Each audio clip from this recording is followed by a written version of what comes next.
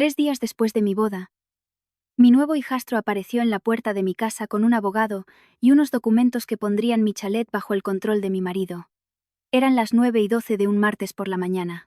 Recuerdo la hora porque acababa de mirar el reloj del microondas y me preguntaba si las 9 de la mañana era demasiado pronto para comerme el último trozo de la tarta nupcial. A mis 57 años, he decidido que hay menos reglas sobre las tartas de las que la gente aparenta. Ricardo se había marchado sobre las 7:30 para una reunión con un cliente en el centro de Madrid.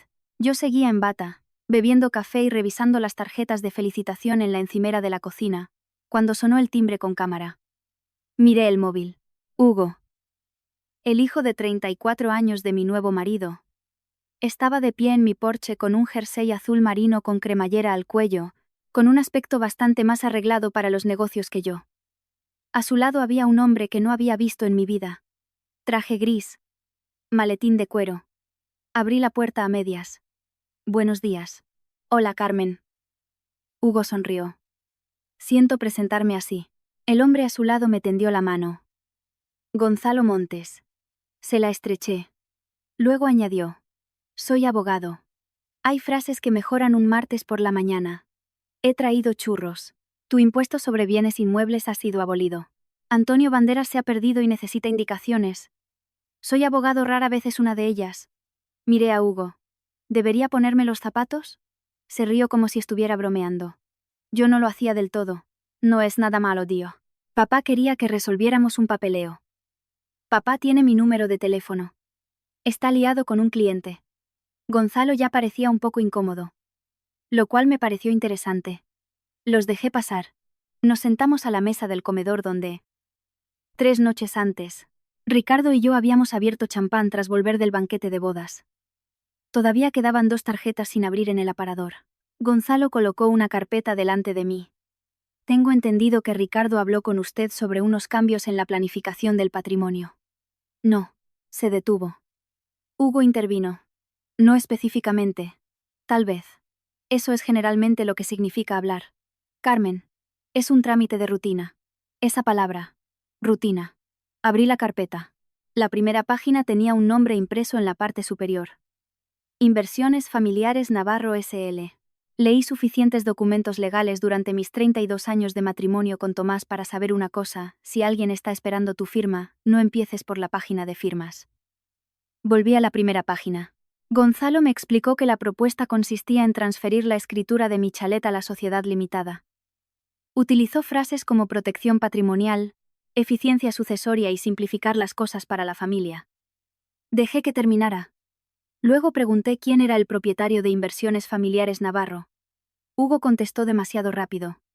Es la empresa de papá. Gonzalo le corrigió. Ricardo es el administrador único. Hugo también tiene una participación. Miré de uno a otro. ¿Qué participación tengo yo? Ninguno de los dos contestó inmediatamente. Eso lo respondía todo. A ver si lo he entendido bien. ¿La empresa familiar incluye a mi marido? Sí, dijo Gonzalo. ¿Y a su hijo?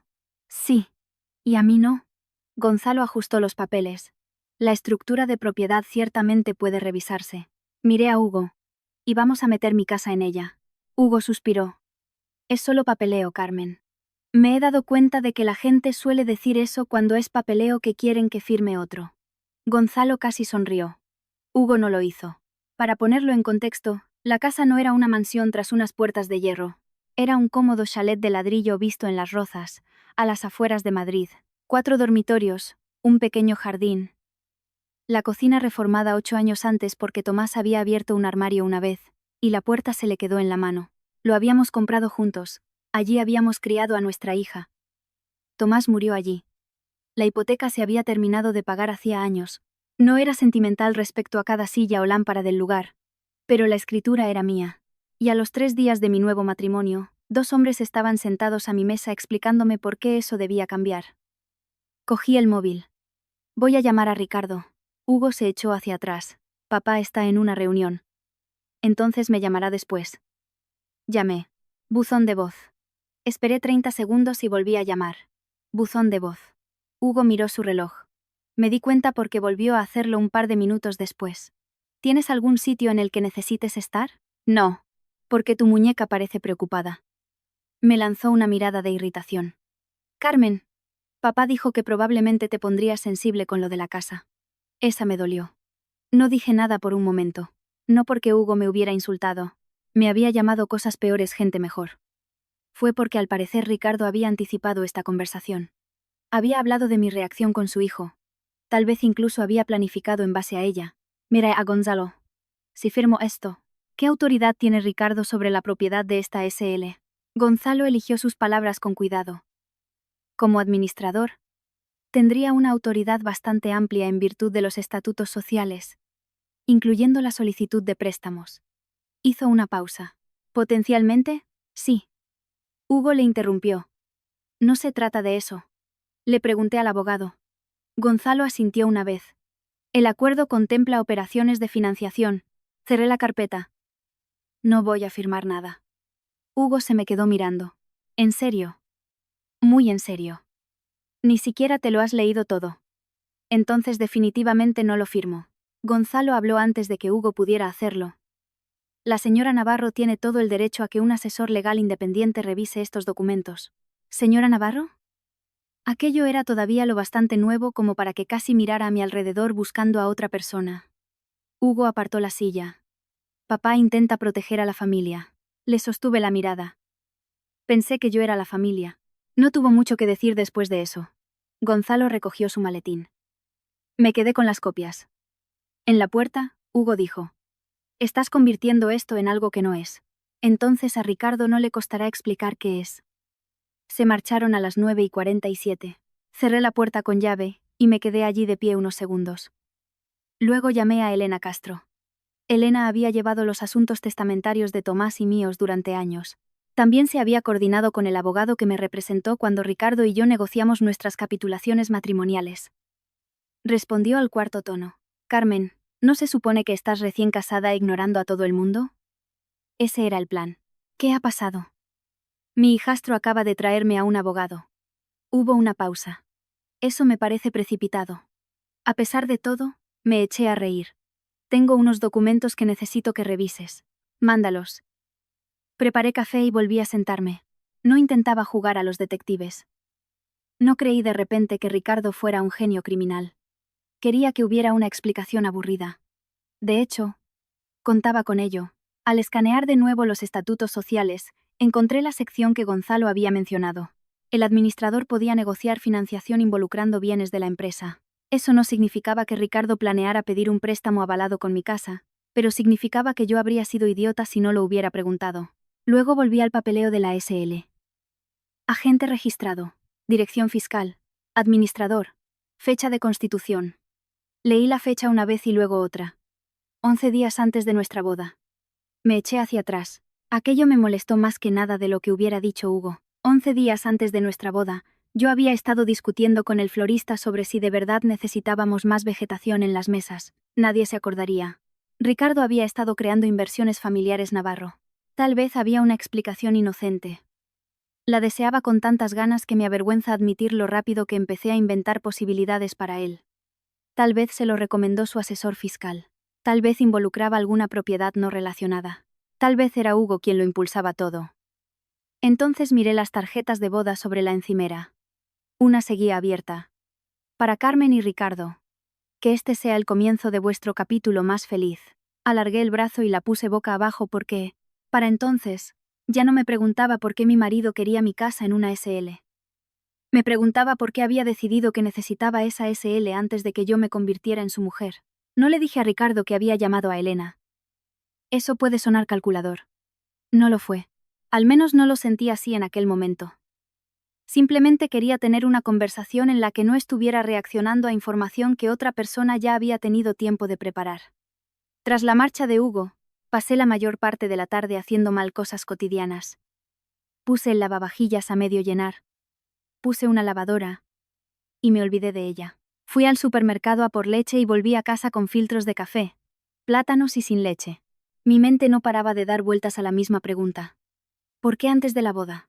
Y una vez que esa pregunta se me metió en la cabeza, empezaron a volver conversaciones más antiguas. No dramáticas. Ese es el problema de mirar en retrospectiva.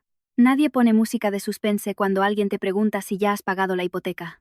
Unos 6 meses antes, Ricardo y yo estábamos sentados en el porche trasero cuando me preguntó: Tomás y tú comprasteis este lugar en el 98. ¿Aún tenéis hipoteca? Me reí. A nuestra edad. Por Dios. Espero que no. Él había sonreído. Inteligente. Eso fue todo. Otra vez, volviendo a casa tras una cena, me había preguntado si Tomás se había quedado con algún local comercial después de vender la empresa. Un par de edificios, le había dicho yo.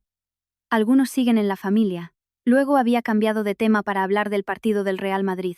Nada de aquellas conversaciones me había molestado. Ricardo sabía que yo tenía dinero. Eso nunca fue un secreto entre nosotros. Cuando negociamos la separación de bienes, los dos teníamos abogados distintos. Mis declaraciones financieras dejaban muy claro que tenía un patrimonio sustancial de mi matrimonio con Tomás. Ricardo tenía sus cuentas de jubilación, intereses comerciales y propiedades. Yo tenía los míos. No éramos dos jóvenes de 25 años empezando con un sofá y 1.000 euros. Éramos personas de 60 años, o casi, en mi caso, con vidas enteras a nuestras espaldas. El valor actual exacto de mis inversiones no era algo que discutiera mientras comíamos cocido madrileño. Al parecer, sin embargo, Ricardo había estado prestando atención a cómo se perfilaban las cosas. Un recuerdo me molestaba más que los demás. Me había estado quejando del presupuesto para reparar parte del tejado. Ricardo se había reído, y me había dicho: Tienes suerte de no tener que preocuparte por el dinero como la gente normal. Yo también me había reído. Sentada sola ahora a la mesa de mi cocina, oí la frase de forma diferente, no como yo lo hago, como la gente normal. A las 6:40 de aquella tarde, se abrió la puerta del garaje. Ricardo entró con una bolsa de papel blanco del pequeño restaurante tradicional que me gustaba. Oferta de paz. Lo llamó. Fue una elección de palabras desafortunada. ¿Por qué? Apareció en la puerta de la cocina y me besó en la mejilla. Por estar fuera todo el día. A 3 días de nuestra boda. Levantó la bolsa. Croquetas, tortilla y esa ensalada que te gusta con demasiado queso de cabra. Le vi desempaquetarlo todo. Parecía normal. La misma camisa azul con la que se había ido esa mañana. Las gafas de leer asomando por el bolsillo del pecho. Una ligera arruga entre las cejas por un día de mirar contratos. Casi habría deseado que pareciera culpable. En lugar de eso, parecía mi marido. ¿Qué tal el día? Le pregunté. Largo. ¿Ha pasado algo inusual? La verdad es que no. Cogió 2 platos del armario. Yo esperé. No dijo ni una palabra más. Finalmente le dije: Tu hijo ha traído a un abogado a mi casa. Ricardo se detuvo con el envase de las croquetas medio abierto. Ahí estaba. Solo por un segundo. Carmen. Se llamaba Gonzalo. Conozco a Gonzalo. Ya me lo imaginaba. No venía a vender suscripciones a revistas. Ricardo dejó el envase. Hugo no debía venir sin que yo hablara antes contigo. Qué interesante. Porque Hugo parecía pensar que lo habías enviado tú. Le dije que teníamos que organizar unas cosas. Se adelantó. Con tu abogado. Ha trabajado con Gonzalo antes. Retiré una silla. Siéntate. Ricardo se me quedó mirando. ¿Podemos comer primero? No. Se sentó. Puse los documentos de la SL entre nosotros. ¿Qué es Inversiones Familiares Navarro? Se frotó la frente. Es exactamente lo que Gonzalo probablemente te dijo. Una entidad para consolidar algunos activos familiares. Planificación patrimonial. Protección de responsabilidad. ¿Por qué no está mi nombre? Podría estarlo, pero no lo está. Carmen, te estás ofuscando con un borrador. ¿Por qué estaba el borrador en mi casa con un espacio para mi firma? Se echó hacia atrás. Porque con el tiempo pensé que pondríamos la casa en él. ¿Pensaste? Sí. ¿Pensaste en preguntarme si iba a hacerlo antes o después de firmar? Apretó los labios. Eso no es justo. Ninguno de los dos habló durante unos segundos. Entonces Ricardo dijo: Mira, Hugo ha manejado esto muy mal. Hablaré con él. Esto no va sobre Hugo. Él es quien ha aparecido. Tú creaste la SL. Eso le detuvo. Deslicé la página de Constitución por la mesa y di un golpecito en la fecha. 11 días antes de nuestra boda. Ricardo miró hacia abajo por primera vez. Su irritación fue sustituida por un tono de disculpa. Entonces yo no era tu mujer 11 días antes de nuestra boda. Sabíamos que nos íbamos a casar. Por lo visto, tú también sabías dónde querías mi casa. Se levantó. Venga, Carmen. No. Explícalo. Ahora estamos casados. En algún momento. Tiene que haber un nuestro. Estoy de acuerdo. Aquello pareció sorprenderle. Le dije, por supuesto que debe haber un nuestro. Sus hombros se relajaron. Pero lo nuestro no empieza con tu nombre en mi escritura. Desvió la mirada. Odiaba que estuviéramos teniendo esa conversación. Probablemente esa sea la parte que la gente no entiende cuando oye historias como esta a posteriori. Se imaginan que te sientes poderosa en el momento en que descubres que algo va mal. Yo no. Me sentía cansada. Quería que me dijera una sola cosa que me permitiera retroceder 3 horas y dejar de darle vueltas a la cabeza. Finalmente, Ricardo volvió a sentarse. Tienes razón. Yo esperé. Debería haber hablado contigo primero. Sí. Y no debería haber dejado que Hugo se involucrara. No. Yo me encargaré de ello. ¿Qué significa eso? Que no moveremos la casa. Así de simple. Alargó la mano por encima de la mesa. Pero yo no se la cogí. Su cara cambió. Carmen. Lo siento. Y lo terrible era que sonaba arrepentido. Cenamos 20 minutos después. Las croquetas estaban frías. Ninguno de los dos lo mencionó. Aquella noche, Ricardo dijo que dormiría en la habitación de invitados y me daría un poco de espacio. Le dije que no tenía por qué hacerlo. Él dijo, creo que sí.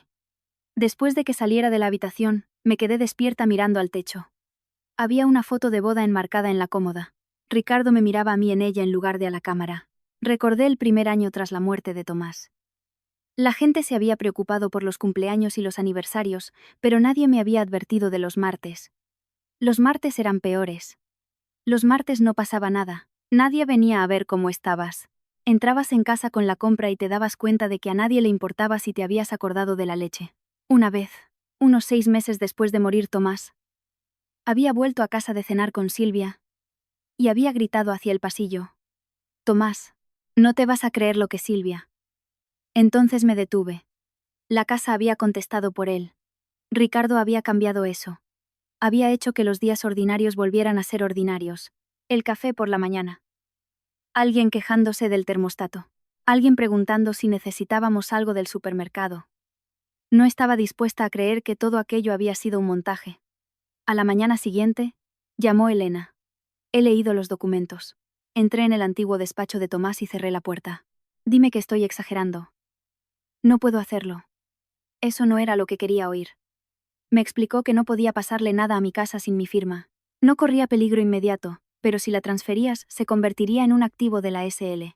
Ricardo como administrador tendría amplia autoridad bajo este acuerdo. ¿Para hacer qué?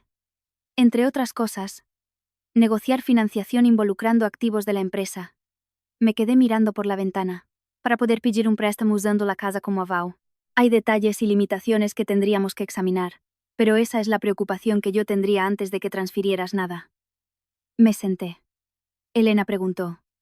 ¿Ha mencionado Ricardo que necesite un aval? No. ¿Un préstamo para el negocio? No. ¿Algún proyecto con problemas? No. Se quedó callada. Luego dijo. He encontrado algo que deberías ver. Ricardo y Hugo estaban vinculados a un proyecto de reurbanización a las afueras de Guadalajara. Esa parte no era nueva. Ricardo llevaba casi un año hablando de Guadalajara. Lo que yo no sabía era que el proyecto había estado buscando financiación adicional recientemente. Elena tuvo cuidado de no sacar conclusiones que no pudiera respaldar. No le hacía falta. Pensé en Hugo sentado en mi mesa del comedor mirando su reloj 2 veces. De repente, la prisa cobraba sentido. Tal vez, Inversiones Familiares Navarro no trataba sobre lo que pasaría con mi casa después de mi muerte. Tal vez trataba sobre lo que Ricardo necesitaba que hiciera mi casa mientras yo seguía muy viva. Elena no descubrió un archivo secreto que lo explicara todo. Ojalá la vida funcionara así. Una carpeta, preferiblemente etiquetada como cosas que tu marido olvidó contarte, y podrías estar en casa a la hora de comer. En lugar de eso pasamos los 2 días siguientes juntando piezas que no parecían especialmente dramáticas por sí solas. El proyecto de Ricardo y Hugo a las afueras de Guadalajara había empezado con un plan que sonaba bastante razonable. Habían comprado un viejo complejo de oficinas con otros 2 inversores y tenían la intención de convertir parte en pisos con restaurantes y comercios en la planta baja. Ricardo me había enseñado los planos arquitectónicos meses antes. Árboles donde no los había. Parejas jóvenes tomando café en los balcones. Un perro labrador en un dibujo, que por lo visto es obligatorio por ley siempre que los promotores quieren hacerte creer que un sitio será agradable. Yo le había dicho que tenía buena pinta. Lo que no me había contado era cuánto habían cambiado los números. Los costes de construcción habían subido. Un grupo de restauración se había retirado. Un inversor se negaba a poner más dinero. El prestamista quería apoyo financiero adicional antes de prorrogar la siguiente ronda de financiación. Elena estimó el problema inmediato en unos 2,8 millones de euros. No necesitaba un curso de inmuebles comerciales para entenderlo. Habían comprado algo caro con dinero prestado. No estaba rindiendo lo que habían prometido. Y ahora todo el mundo quería que otro asumiera el riesgo, incluyéndome al parecer a mí.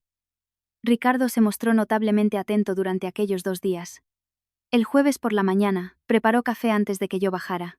Aquella tarde había flores en la encimera de la cocina. El viernes, trajo el desayuno de una churrería que nos gustaba. Por fin miré las flores y le dije: «Sabes, los crisantemos no arreglan los documentos legales. No se supone que lo hagan. Entonces, ¿qué están haciendo?». Me dedicó una sonrisa cansada. «Ser flores. Eso casi me convence». Ricardo siempre había sido bueno en eso. Bajar una conversación del abismo sin hacerte sentir tonta por estar enfadada. «He hablado con Hugo», dijo, «y no volverá a molestarte. Ese no es exactamente el problema». «Lo sé». Se sentó frente a mí. «Disolveré la SL si eso es lo que quieres». Lo estudié. Así. Sin más. Sí. ¿Por qué? Porque fue una mala idea. Eso era exactamente lo que yo quería que dijera. Lo que me hizo sospechar de lo aliviada que me sentía al oírlo. Me cogió de la mano. Esta vez, le dejé hacerlo. «He gestionado esto muy mal, Carmen». «Sí. Lo has hecho». Por unos segundos, pude ver un camino de vuelta. No hasta el final, pero tal vez lo suficientemente lejos como para empezar. Entonces Elena me llamó el viernes por la tarde. «¿Conoces a un tal Carlos Vergara?». El nombre me sonaba. Uno de los inversores de Ricardo, antiguo inversor. Al parecer, Carlos Vergara tenía 66 años, era dueño de una cadena de empresas de suministros industriales. Y poseía el tipo particular de confianza que da el pasarse 40 años firmando la parte delantera de los cheques en lugar de la trasera. Le había visto 2 veces. No era mi amigo y eso importaba. Carlos no se había puesto en contacto con Elena porque quisiera rescatarme. Él y Ricardo estaban discutiendo sobre lo que se había dicho a los inversores acerca de la financiación adicional para Guadalajara. Carlos estaba protegiendo a Carlos. Confié más en ese motivo que en un heroísmo repentino. «¿Qué quiere?», pregunté. Verificar si Ricardo tenía autoridad para representar recursos familiares adicionales como potencialmente disponibles. Mi estómago se encogió. «¿Qué recursos familiares?». No lo especificó. Pero hay algo más. Meses antes, Hugo había reenviado correspondencia del proyecto a varias personas mientras corría entre reuniones. Parte de un intercambio interno con Ricardo se quedó debajo del mensaje reenviado. Carlos lo había recibido. En su momento, al parecer no le había importado una conversación referente a la futura esposa de Ricardo. Ahora sí. Con permiso de Carlos, Elena me envió la parte relevante. La abrí en mi portátil. El primer mensaje era de Hugo. Fechado 6 semanas antes de mi boda. Lo leí. Y luego lo volví a leer. «Una vez que estéis casados, se relajará. Empieza por el chalet. No menciones nada más hasta que se acostumbre a compartir». Me detuve ahí. Elena seguía al teléfono. «Carmen. Estoy aquí». Debajo del mensaje de Hugo estaba la respuesta de Ricardo. 8 palabras hicieron la mayor parte del daño. «Ella confía en mí. No presiones demasiado». No recuerdo qué dijo Elena a continuación. Yo estaba mirando aquellas palabras.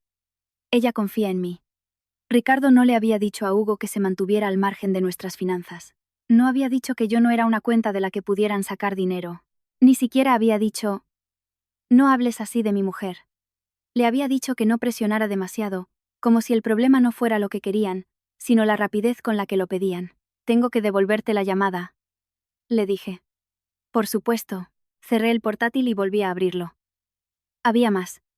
Hugo había escrito: «Incluso si Tomás solo le dejó 5 o 6 millones de euros, es suficiente para estabilizar esto».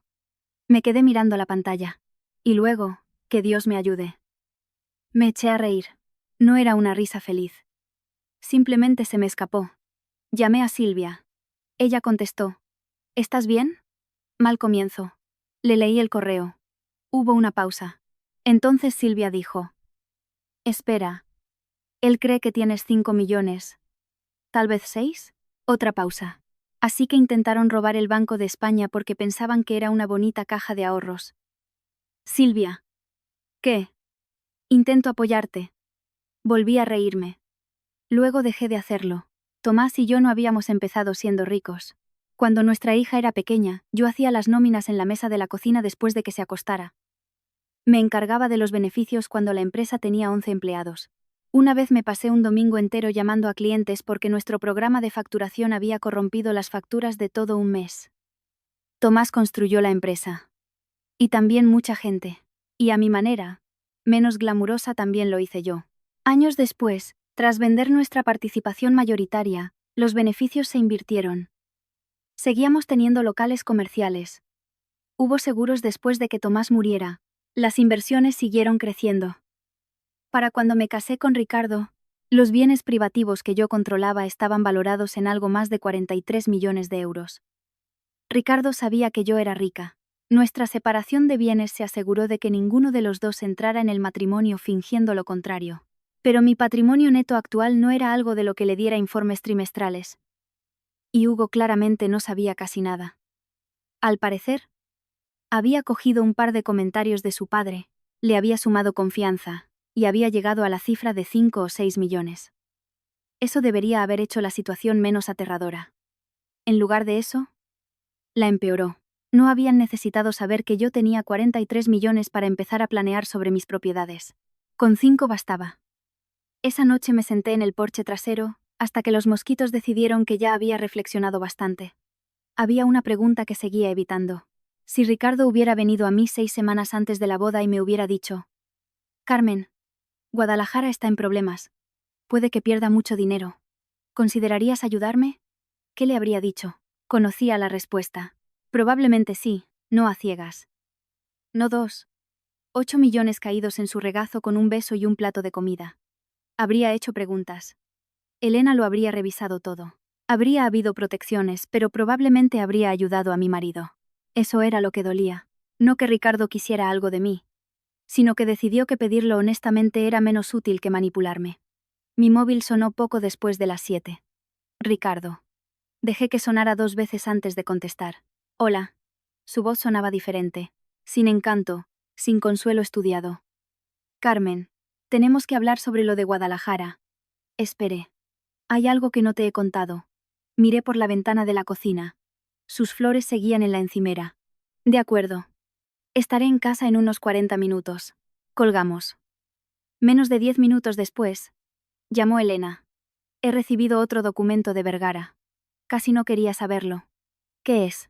Una presentación de financiación que circuló el equipo de Ricardo. Y hay una sección que describe posibles fuentes de apoyo financiero. Me quedé muy quieta. Elena me leyó la frase. Significativa liquidez familiar disponible si es requerido. Me miré el anillo de boda en la mano. Luego hice la única pregunta que importaba. ¿La familia de quién? Elena no contestó. No le hacía falta. Ricardo llegó a casa 32 minutos después. Lo sé porque miré el reloj, no porque estuviera esperando para pillarle en algo. Aún albergaba la esperanza de que entrara por esa puerta y me dijera la verdad suficiente para que los últimos días parecieran distintos. Me encontró en la mesa de la cocina. Las flores que me había traído estaban entre los dos. Ricardo se quitó la chaqueta y se sentó. Debería haberte dicho que Guadalajara estaba en problemas. Sí. Se frotó la cara con ambas manos. No se suponía que iba a ponerse tan mal. Las cosas rara vez lo hacen. Me contó el resto. El proyecto se estaba quedando sin margen. El prestamista quería más apoyo. Los contratistas estaban esperando los pagos. Ricardo había garantizado personalmente parte de la deuda. Si el acuerdo se desmoronaba lo suficiente, podría perder una parte significativa de lo que se había pasado 30 años construyendo. Hugo también tenía dinero metido ahí. ¿Cuánto necesitas? Pregunté. Ricardo dudó. Inmediatamente alrededor de 3 millones, 2, 8. Levantó la vista. Ese fue el momento en que se dio cuenta de que yo había estado haciendo mis propias preguntas. Elena descubrió parte de eso. Se echó hacia atrás. Así que tienes a abogados escarbando en mis negocios ahora. No, Tengo a un abogado revisando los documentos que tu hijo trajo a mi casa. Eso no es lo mismo. No, Ricardo, no lo es. Se levantó y caminó hacia el fregadero. Yo no intentaba quedarme con tu casa, lo miré. Entonces, ¿por qué un abogado me trajo los papeles para transferirla? Quería tener opciones. ¿Para quién? Para nosotros. Ahí estaba otra vez. ¿Qué nosotros? Señalé hacia el pasillo. Esa palabra no aparecía en ninguna parte de Inversiones Familiares Navarro. Se dio la vuelta. Durante un rato, ninguno de los dos dijo nada. Luego Ricardo volvió a sentarse. Su voz cambió. Más baja. ¿Sabes cuánta gente está ligada a este proyecto? Sé que sois más que tú y Hugo. Contratistas, empleados, pequeños inversores, gente que confió en mí. Esa palabra no se me escapó. Confío. Ricardo continuó. Si Guadalajara se viene abajo, no soy solo yo perdiendo dinero. Lo entiendo. ¿De verdad? Sí, porque ahora mismo parece que me estás tratando como a un tipo que se ha presentado en tu puerta a pedirte un cheque. No. Tu hijo hizo eso. Se estremeció. Me arrepentí de la frase casi en cuanto la dije, no porque no fuera cierta, sino porque no quería que cada conversación entre nosotros se convirtiera en un concurso por ver quién decía la frase más afilada. Ricardo se quedó mirando la mesa. Luego dijo: si Tomás estuviera vivo y su empresa estuviera en problemas, ¿le ayudarías? Eso me hizo callar. Me miró. ¿Lo harías? Sí. No tenía sentido mentir. Tomás y yo lo habíamos arriesgado todo juntos más de una vez. En los inicios del negocio habíamos hipotecado nuestra primera casa para comprar equipamiento. Por supuesto que le habría ayudado. Ricardo asintió. Entonces, ¿por qué yo soy diferente? Odié lo razonable que sonaba la pregunta. Tú no eres Tomás. Lo sé. Y Tomás me lo habría pedido. La expresión de Ricardo cambió. Continué. No habría creado una empresa sin mí. No se habría puesto al mando de ella. Y luego habría mandado a alguien con los papeles de mi casa. Dije que lo sentía. Lo sé. Disolveré la SL. Ya lo has dicho. Y mantendré a Hugo al margen de nuestras finanzas. Lo miré. Lo digo en serio, Carmen. Una parte de mí quería creerle con tantas fuerzas. Casi podía sentir que me inclinaba hacia ello. Ahora me da vergüenza. Entonces no. Me había casado con este hombre porque le quería. 3 días no borraban 18 meses. Y el duelo me había enseñado algo de lo que la gente no habla mucho. Una vez que has perdido un matrimonio por la muerte, no estás ansiosa por tirar otro por la borda, incluso cuando el sentido común se aclara la garganta en un rincón.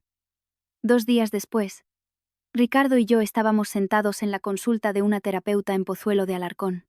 Su nombre era doctora Susana Vega. Probablemente tenía más o menos mi edad. Llevaba zapatos sensatos y tenía la inquietante costumbre de dejar que el silencio se instalara hasta que alguien dijera por fin la verdad solo para deshacerse de él. Ricardo explicó lo de Guadalajara. Explicó la fecha límite de financiación. Explicó lo de Hugo. Explicó que tenía intención de discutirlo todo conmigo. Susana escuchó. Luego preguntó: ¿por qué no le preguntó a Carmen antes de hacer planes que involucraran sus propiedades? Ricardo empezó a hablar del prestamista. Susana esperó. Pasó a hablar de la fecha límite del proyecto. Ella esperó un poco más. Luego Hugo. Finalmente, ella dijo: esas cosas explican por qué necesitaba el dinero. Ricardo se detuvo. No explican por qué no se lo pidió a su mujer. Hubo un largo silencio. Miré a Ricardo. Él se quedó mirando la moqueta. Finalmente dijo: pensé que diría que no. Aquello fue probablemente lo más honesto que me había dicho en toda la semana. Yo dije: nunca me diste la oportunidad. Lo sé. Y creí que lo entendía. Al menos quería hacerlo. Los días siguientes no fueron fáciles. La gente había empezado a oír que el proyecto de Guadalajara estaba en problemas. Una mujer que conocíamos de una cena del barrio me paró a la salida del supermercado. Ricardo debe de estar sometido a una presión terrible. Lo está. Me tocó el brazo. El matrimonio es una sociedad. Carmen. Sabía a qué se refería. No sabía lo suficiente como para querer decir nada cruel con ello. Aún así, después me quedé sentada en mi todoterreno durante 10 minutos. 43 millones de euros. Ese número había empezado a parecer menos una seguridad y más una acusación. Podía resolver el problema inmediato de Ricardo, no casualmente.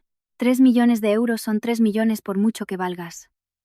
Pero podía hacerlo sin perder mi casa o sin preguntarme cómo pagaría la compra.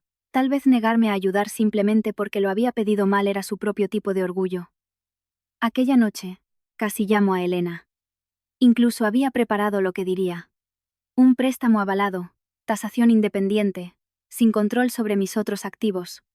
Fuera Hugo. Todo documentado. Nunca hice la llamada. A la tarde siguiente, Elena me llamó primero. Carlos Vergara ha vuelto a ponerse en contacto conmigo. Cerré los ojos. ¿Y ahora qué? Ricardo se reunió ayer con otro posible grupo de financiación. Me incorporé. Ayer fue el día que salimos de la terapia. ¿Qué les dijo? El material revisado es más cuidadoso. Eso no me tranquilizó. Elena me leyó el texto. Recursos familiares adicionales en discusión. Me quedé mirando a la pared. En discusión. Técnicamente, supongo que fue inteligente. Ricardo y yo sin duda habíamos discutido sobre mi dinero. La mayoría de las veces en frases que empezaban por ¿por qué has? Pero no había nada disponible. No se había ofrecido nada. Y después de la terapia, sabía exactamente cuál era mi postura. Esa noche, esperé a que termináramos de cenar. ¿Te reuniste ayer con otro grupo de prestamistas? Ricardo ni siquiera pareció sorprendido. No. Lo observé. Tal vez Elena se había equivocado de fecha. Tal vez Carlos lo había hecho. Le di a Ricardo una salida. Piénsalo antes de volver a contestarme. Ahora me miró. Carmen, ¿te reuniste ayer con otro grupo de financiación? No. Lo extraño es que no me enfadé. Simplemente algo se asentó. La SL me había asustado. El correo electrónico me había dolido. Pero esto era diferente. Ricardo sabía que yo sabía lo suficiente como para hacerle la pregunta. Se había sentado a mi lado en terapia menos de 24 horas antes y había admitido que debería haberme preguntado en lugar de planificar a mis espaldas. Y ahora me estaba mintiendo directamente a la cara por partida doble. Asentí. De acuerdo. Frunció el ceño. ¿Qué significa eso? Significa que estoy cansada. Subí las escaleras. A la mañana siguiente, después de que Ricardo se fuera, llamé a Elena. Necesito un abogado matrimonialista. Se quedó callada un segundo. ¿Estás segura? No. Esa respuesta nos sorprendió a las dos. Luego añadí. Pero estoy segura de que no puedo seguir casada mientras espero a estar segura. Elena me dio una recomendación. Con asesoramiento legal, inicié el proceso de poner fin al matrimonio bajo nuestra separación de bienes. También autoricé notificaciones formales, dejando una cosa absolutamente clara.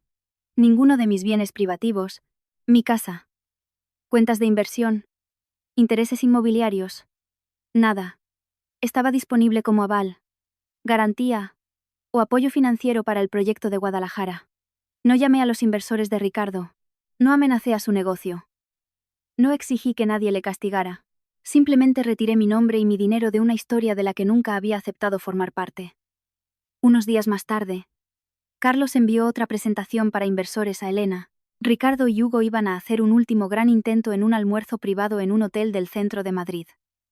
La mayor parte del texto sobre los recursos familiares había desaparecido. La mayor parte quedaba una línea.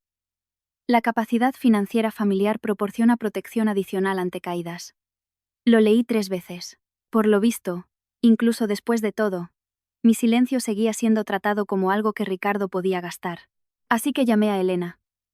Quiero que se corrija eso. Se hará. No. Volví a mirar la página. Quiero decir, que quiero que lo oigan de mí. Por primera vez, desde que Hugo cruzó la puerta de mi casa con aquella carpeta, no me preguntaba qué iba a hacer Ricardo a continuación. Sabía lo que yo iba a hacer. A Elena no le encantó mi idea. Entiendo por qué quieres estar ahí, dijo. Eso no significa que entres sin invitación en una reunión privada de inversores. No planeaba echar la puerta abajo. Lo sé. Ni siquiera tengo botas adecuadas para eso. Me ignoró, que era una de las razones por las que le pagaba. En su lugar, se puso en contacto con los abogados del grupo de financiación y les dijo que yo cuestionaba cualquier sugerencia de que mis bienes privativos estuvieran disponibles para apoyar el proyecto de Guadalajara. Eso captó su atención. Para el lunes por la tarde, querían una aclaración directamente de mí. Así que me invitaron a asistir a parte de la reunión. No fue la entrada dramática que podría haberme imaginado a los 30. A los 57. He aprendido que ser esperada suele ser más útil que ser dramática. La reunión era un miércoles a las 11:30, en una sala de conferencias de un gran hotel del centro de Madrid. Elena se reunió conmigo en el vestíbulo. ¿Estás bien?, me preguntó. No. La miré. Sonrió levemente. La gente que dice estar bien antes de reuniones como esta no suele estar prestando atención. Había unas 20 personas en la sala. Inversores, abogados, 2 representantes de los prestamistas, el socio de Ricardo, Carlos Vergara y Hugo. Ricardo estaba de pie cerca de una pantalla que mostraba un diseño del proyecto de Guadalajara. Cuando entré, me vio de inmediato. Su expresión cambió. Carmen. Ricardo, ¿qué haces aquí? Miré más allá de él, a la pantalla. Las palabras estructura de capital estaban impresas en la parte superior. Por lo visto, soy parte de la estructura de capital. Hugo se giró hacia su padre. Ricardo bajó la voz. ¿Podemos hablar fuera? Elena contestó antes que yo. Después de la aclaración. Esa era otra de las razones por las que le pagaba. Nos sentamos al fondo de la mesa. Nadie gritó. Nadie amenazó a nadie. En la vida real, las salas donde la gente puede perder millones de euros suelen ser decepcionantemente silenciosas. Uno de los representantes del prestamista, un hombre llamado Marcos Espinosa, abrió una carpeta. Señora Navarro. Gracias por venir. Necesitamos aclarar un asunto. Por supuesto. Miró hacia Ricardo. Señor Navarro, entendemos por los materiales anteriores que podría haber recursos financieros familiares adicionales disponibles en caso de necesidad. Ricardo se inclinó hacia adelante. Creo que ese lenguaje se ha interpretado de forma más amplia de lo previsto. Marcos no reaccionó. ¿Están disponibles los bienes privativos de su esposa para respaldar esta operación? Ricardo me miró. Hemos estado discutiendo varias posibilidades. No. La palabra salió antes de que tuviera tiempo de adornarla.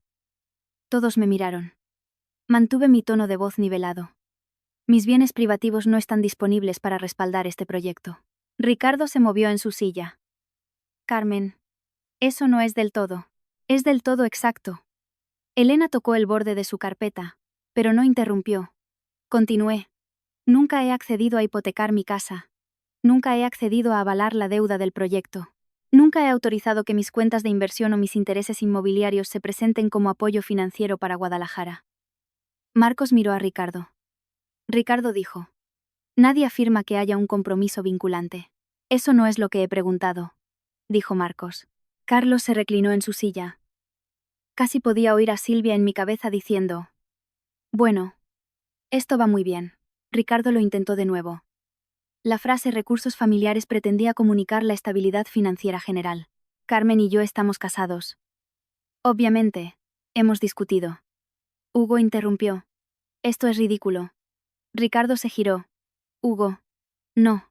Papá. Lo es. Hugo me miró directamente. Estamos hablando de toda una promoción aquí. Contratistas, inversores, los puestos de trabajo de la gente.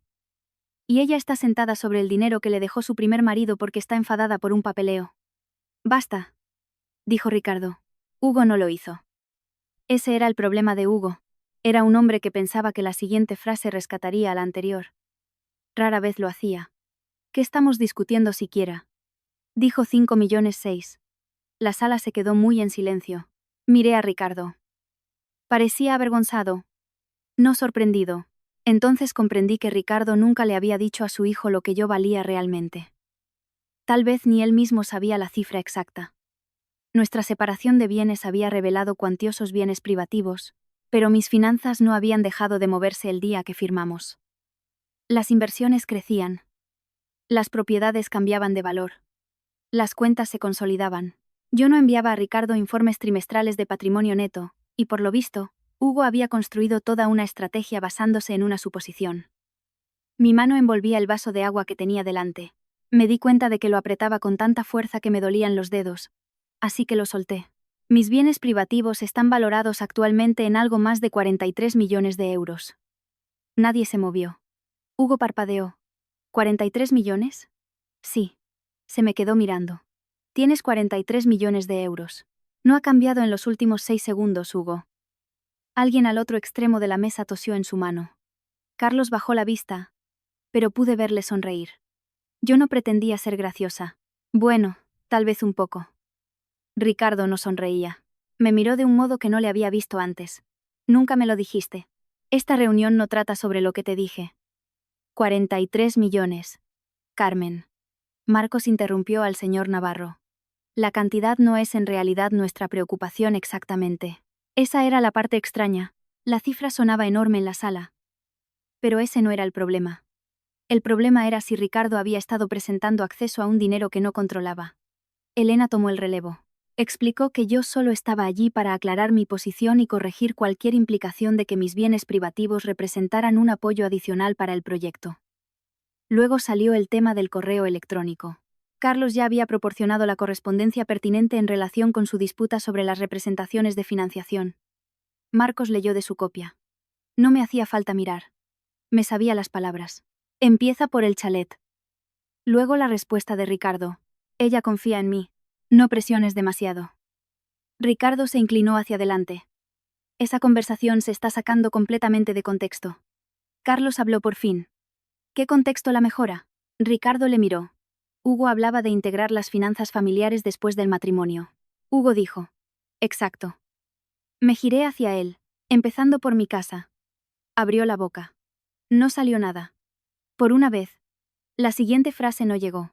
Ricardo intentó explicar que la SL nunca había recibido mis propiedades. Eso era cierto. Señaló que ningún prestamista había recibido nunca un aval mío. También era cierto.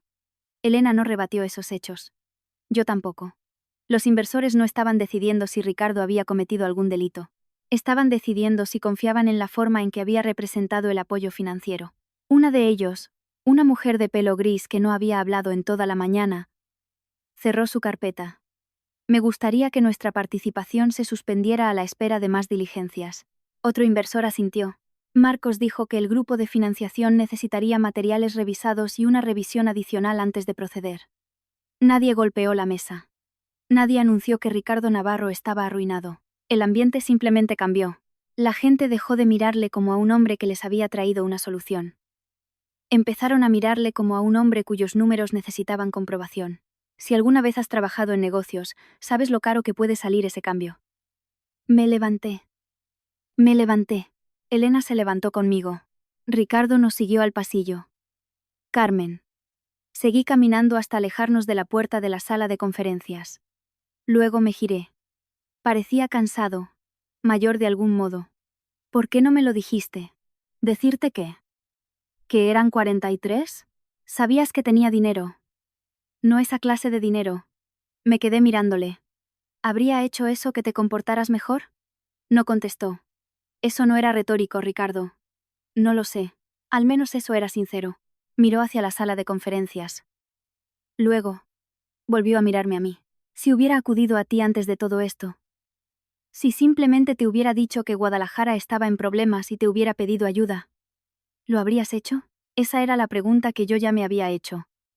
Podría haber mentido. Habría sido satisfactorio durante unos 5 segundos. En lugar de eso, dije. Probablemente. Su cara cambió. Habría querido protecciones. Habría querido que Elena lo revisara todo. No le habría dado un cheque en blanco a Hugo. Por supuesto, pero sí, probablemente te habría ayudado. Ricardo bajó la mirada. Le dije en voz baja. Esa es la parte que no puedo arreglar por ti. Me giré hacia los ascensores. Hugo salió de la sala de conferencias detrás de nosotros. Ya no estaba enfadado. Eso casi le hacía parecer más joven. Entonces, ¿qué pasa con nosotros ahora? Ricardo cerró los ojos. Miré a Hugo. No lo sé. Todavía podrías ayudar. Ahí estaba. Incluso ahora. No, lo siento. No, nos equivocamos. Todavía podrías ayudar. Pulsé el botón del ascensor. Hugo. Eso es lo que pasa cuando tu plan de contingencia resulta ser una persona. Las puertas se abrieron. Elena y yo entramos. Mantuve la compostura hasta que se cerraron. Luego me agarré a la barandilla de la pared. Me temblaban las manos. Elena no dijo nada. No me dijo que había sido valiente. No me dijo que había ganado. Simplemente se quedó a mi lado mientras bajábamos 18 plantas. Se lo agradecí porque no me sentía victoriosa. Me sentía como si acabara de ver morir un matrimonio en una sala de conferencias llena de desconocidos. E incluso cuando ponerle fin es lo correcto, no hay nada de particularmente victorioso en ello. El proyecto de Guadalajara no se derrumbó aquella tarde. Ricardo no lo perdió todo antes de cenar. A Hugo no le sacaron del edificio llevando una caja de cartón. Las consecuencias reales suelen tardar más que eso. En los meses siguientes, el proyecto se reestructuró. Ricardo y sus socios incorporaron una supervisión adicional. Vendieron parte de su participación y aceptaron condiciones de las que se habrían reído un año antes. Ricardo sufrió una pérdida dolorosa. No ruinosa, dolorosa. Hugo acabó dejando el proyecto por completo. Lo último que supe fue que había aceptado un puesto asalariado en otra promotora en Valencia. Silvia me llamó cuando se enteró. Así que parece que Hugo tiene un jefe ahora. Alguien que no es su padre. Sí. Se quedó callada un momento. Pobre jefe. Me eché a reír. No debía hacerlo, pero lo hice. Mi divorcio de Ricardo fue bastante menos entretenido. Las capitulaciones matrimoniales hicieron lo que se supone que debe hacer un buen acuerdo prenupcial. No castigó a nadie. No recompensó a nadie. Simplemente dejó claro qué pertenecía a quién. Mis bienes privativos siguieron siendo míos. Ricardo conservó los suyos. No hubo un acuerdo de 20 millones de euros. Ni una sala llena de gente boquiabierta. Ningún juez se asomó por el estrado y le soltó a Ricardo un discurso sobre respetar a las mujeres. Principalmente hubo correos electrónicos, documentos, llamadas telefónicas, firmas. Una tarde me pasé 45 minutos discutiendo cómo dividir dos conjuntos de muebles de la terraza. Así es el divorcio. 43 millones de euros en bienes y de alguna manera acabas debatiendo quién compró los cojines de exterior. Ricardo se mudó antes de que todo fuera definitivo. La primera noche después de que se llevara la última de sus ropas, recorrí la casa apagando luces. Al llegar a la habitación de invitados, me detuve. Sus gafas de leer estaban en la mesita de noche, las baratas que usaba por las noches. Las cogí. Durante un estúpido segundo estuve a punto de llamarle. No porque quisiera que volviera. Solo sabía que las necesitaría. Ese es el problema de querer a alguien. Tus hábitos no reciben una notificación legal cuando se acaba el matrimonio. Metí las gafas en un sobre acolchado a la mañana siguiente y se las envié por correo a su oficina. Sin nota. Unos 3 meses después, me llegó un sobre. La letra de Ricardo. Lo dejé en la encimera hasta después de cenar. Luego lo abrí. La carta tenía 4 páginas. No me pedía que volviera. Eso me sorprendió. Tampoco le echaba la culpa a Hugo. Eso me sorprendió aún más. Ricardo escribió que se había pasado semanas intentando averiguar cuándo había cruzado la línea. Dijo que me quería cuando me lo propuso. Me lo creí. Él había sabido que yo tenía seguridad financiera. Obviamente, nuestra separación de bienes había hecho imposible pasarlo por alto. Pero cuando lo de Guadalajara empezó a ir mal, había empezado a pensar en lo que mi dinero podía solucionar. Al principio, Carmen podría ayudarme. Luego, Carmen debería ayudarme. Al final, por supuesto, Carmen me ayudará. Para cuando Hugo sugirió empezar por el chalet, Ricardo ya se había convencido de que el problema no era si yo quería ayudar. Era cómo conseguir que me sintiera lo bastante cómoda para hacerlo. Había una frase en la carta que leí varias veces. Convertí tu seguridad en mi plan de contingencia. Probablemente fue lo más cerca que estuvo de entenderlo. Doblé la carta y volví a meterla en el sobre. No contesté. No porque le odiara. Para entonces, ya no lo hacía. Esa es otra cosa que nadie te cuenta. A veces es más fácil cuando la persona que te hizo daño en secreto era horrible desde el principio. Ricardo no lo era. Podía ser generoso, divertido, paciente. Se había sentado a mi lado en el aniversario de la muerte de Tomás, sin sentirse amenazado ni una sola vez por un hombre muerto.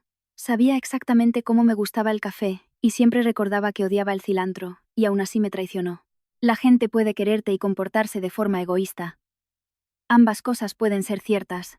Aceptar eso fue más duro que decidir quién se quedaba con los muebles de la terraza. Durante un tiempo, me volví precavida con el dinero de una forma que no me gustaba.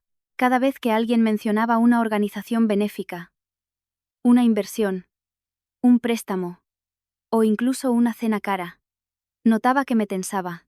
Entonces, una tarde, Silvia y yo estábamos revisando el papeleo de un fondo de becas que Tomás y yo habíamos iniciado años atrás. Era pequeño. Originalmente, lo habíamos creado para los hijos de los empleados. Estaba leyendo la solicitud de una mujer de 52 años, que se había pasado casi 20 cuidando de sus hijos, y luego de su madre. Ahora quería formarse en un ciclo de FP superior de la rama sanitaria. Leí su solicitud 2 veces. Luego llamé al administrador. En los meses siguientes, amplié el programa. Nada grandioso. No regalé la mitad de mi patrimonio para demostrar nada. Simplemente ampliamos los requisitos para mujeres mayores de 45 años que volvieran a cursar programas de formación profesional o formación técnica tras años dedicados a criar a sus hijos, cuidar de su familia o reconstruirse tras perder a su cónyuge. También reservé dinero para ayudas de emergencia que beneficiaran a las familias vinculadas a la antigua empresa de Tomás. Cuando se lo conté a Silvia, se me quedó mirando durante el almuerzo. A ver si lo entiendo. Eso suele preocuparme. Te has pasado meses apartando a la gente de tu dinero.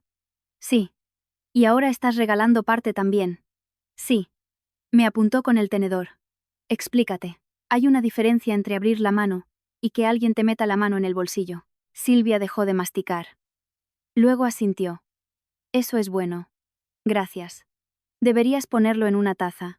Y entonces me harías pagar 18 euros por ella. 22. Es para recaudar fondos. Fue la primera vez en meses que me reía sobre dinero sin sentir algo amargo de fondo. En lo que habría sido nuestro 34º aniversario de boda, conduje hasta el cementerio donde estaba enterrado Tomás. No llevé la carta de Ricardo.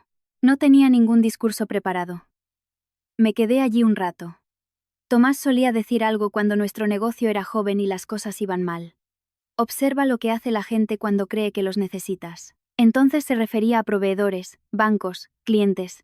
Allí de pie aquella tarde, me di cuenta de que mi segundo matrimonio me había enseñado la otra mitad. Observa lo que hace la gente cuando cree que necesita algo de ti. Tomás no se había limitado a dejarme dinero. Nos habíamos pasado 32 años aprendiendo lo que el dinero podía y no podía hacer dentro de un matrimonio. Habíamos discutido sobre él. Lo habíamos arriesgado. Ahorrado. Habíamos perdido una parte. Habíamos ganado más, pero ninguno de los dos había tratado jamás el consentimiento del otro como una molestia. Esa era la diferencia. Unas semanas después de que el divorcio fuera definitivo, paré en una pequeña cafetería de toda la vida a las afueras de Madrid un sábado por la mañana. Me senté en una mesa junto a la ventana. Café con leche, tostadas. Un periódico de papel de verdad. Porque tengo 57 años y me niego a pedir perdón por ciertas cosas. Iba por la mitad de la sección local cuando la camarera se acercó con la jarra de café. Un poco más, por favor. Me llenó la taza y luego recogió el servicio extra que había frente a mí. ¿Solo una hoy? Miré la silla vacía. Hubo un tiempo, después de la muerte de Tomás, en que esa pregunta me habría perseguido hasta casa. Luego llegó Ricardo, y había pensado que tener a alguien en esa silla significaba que había escapado de algo. Ahora sabía la verdad. Le sonreí. Solo yo. Se llevó los cubiertos extra y siguió su camino. Volví a mi periódico y, por primera vez en mucho tiempo, la palabra solo no sonó a que faltaba algo. Sonó a suficiente. Solía pensar que la confianza significaba no tener nada que ocultar. Ya no. La confianza es saber que cuando alguien descubre lo que tienes, no empieza a calcular inmediatamente qué parte de ello debería pertenecerle. Ricardo perdió algo más que el acceso a mi dinero. Perdió a la mujer que probablemente le habría ayudado si simplemente la hubiera tratado como a su esposa. Y yo también aprendí algo. Protegerte no te hace ser fría. La generosidad solo significa algo cuando es elección tuya. Si alguna vez alguien ha confundido tu amabilidad con permiso, dime qué habrías hecho en mi lugar. Y si quieres quedarte a escuchar otra historia, estaré encantada de tenerte.